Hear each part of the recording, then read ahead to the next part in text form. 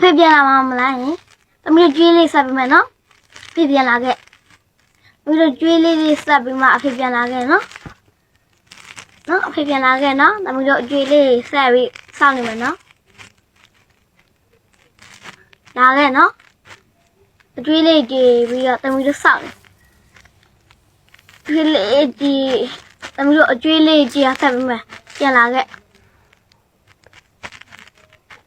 ဖေရှစ်လို့သမီးရှစ်ပေးမယ်အဖေရှင်းပေးအဖေရှင်းပါသမီးနှစ်ရက်တစ်ထောက်ပြီးပြီသုံးရက်တစ်ထောက်ပြီးသုံးရက်တစ်ထောက်ပြီးပြီသုံးရက်နှစ်ထောက်ပြီးပြီရှင်းပါပြန်လာခဲ့အဲ့ရတော့အဖေကိုအကုန်ပေးမယ်ပေးပြီးလာတဲ့သားလေးတွေကိုကျောင်းဝေးရကြည့်ရမယ်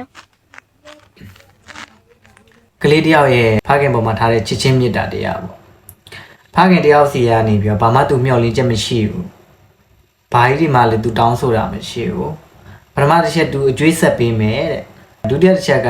သူသပင်ရှင်းမယ်တဲ့နှစ်ရက်ကိုပဲတထုပ်ပြီးပြီးသုံးရက်ကိုပဲတထုပ်ပြီးပြီးတဲ့အဓိကသူ့အဖေပြန်လာဖို့ပဲသူ့အဖေကထိုင်းမှာလို့ပြောတယ်သူ့အဖေကထိုင်းမှာလို့ပြောတယ်နောက်အိမ်အောင်ပြုတ်သွားပြီလို့လည်းကြားတယ်ပေါ့နော်သူတို့ပြောကြတာပေါ့ဒါပေမဲ့အဆက်တွေကတော့မေကမလုပ်တော့ဘူးတဲ့သူ့အဖေကအဆက်တွေမလုပ်တော့ဘူးပေါ့နော်ကလေးလေးကဗီဒီယိုလေးကတက်လာတယ်ဗျကျွန်တော် follow လည်းမလုပ်တာပဲနဲ့ဗီဒီယိုလေးကတက်လာတယ်ပေါ့နော်တက်လာတော့စိတ်မကောင်းဖြစ်တယ်စိတ်မကောင်းဖြစ်လို့ကျွန်တော်အခုလိုမျိုးလေးဗီဒီယိုလေးနဲ့တကွာ reaction လေးလုပ်ပြီးတော့ဒါပြောရခြင်းဖြစ်တယ်ပေါ့နော်ကံရှင်ဖခင်တရားအနေနဲ့ကိုယ့်ရဲ့သားသမီးလေးပေါ်ငဲ့ညာသောအနေနဲ့အဆက်တွေလေးတော့လုပ်ပေးလိုက်ပါဒါလေးကိုတော့ဒါမေတ္တာရက်ခံအပ်တယ်ပေါ့နော်ကိုကမထောက်ပံ့ခြင်းဘူးဆိုရင်တော့မထောက်ပံ့ပါနဲ့ဒါပေမဲ့ကလေးလေးကိုတော့ဆက်သွယ်လေးလှုပ်စေခြင်းနဲ့ပေါ့နော်